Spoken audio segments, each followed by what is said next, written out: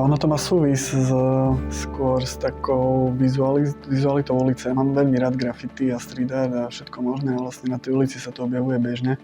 A vôbec to nie je akože až tak vulgárne brané.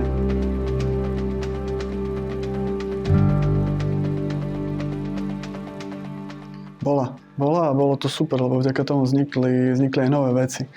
Ja už trošku v tejto téme trošku menej napredujem, lebo fakt akože občas sa stane, že sa vyčerpám v niečom a musím trošku poľaviť a upustiť, ale toto mi dalo presne taký ten impuls, že posunúť to niekde inde, trošku to dať už aj do daného priestoru.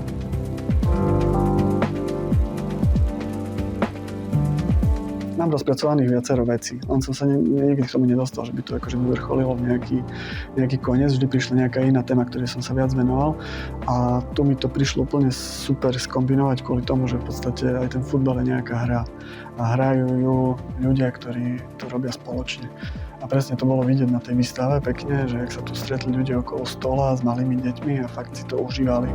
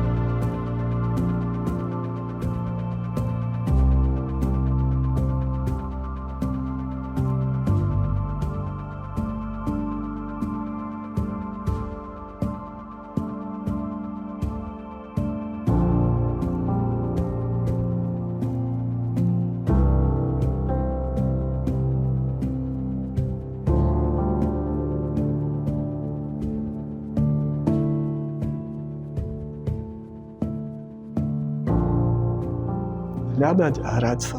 Že to je presne to, čo akože pravíme študentom, že to skicovanie nie je na škodu.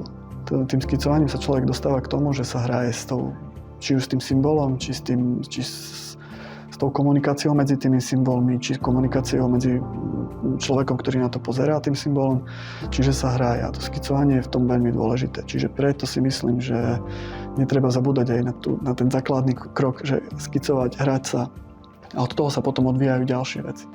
Aby tá práca bola taká, že fakt ten človek sa z ňou trošku pohra, či už myslí, alebo fakt akože chodí okolo toho a rozmýšľa, že čo to je, ale bez toho procesu by to neexistovalo. Ja mám z niektorých prác aj 30-40 návrhov, ktoré potom akože zasa spracovávam a zistujem, že čo ako funguje a ako by ma to bavilo najviac.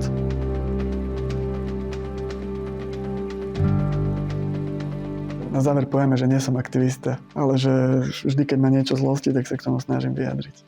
Lebo proste to je jediné, čo viem sa vyjadrovať v rámci obrázkov. Takže to je, musím.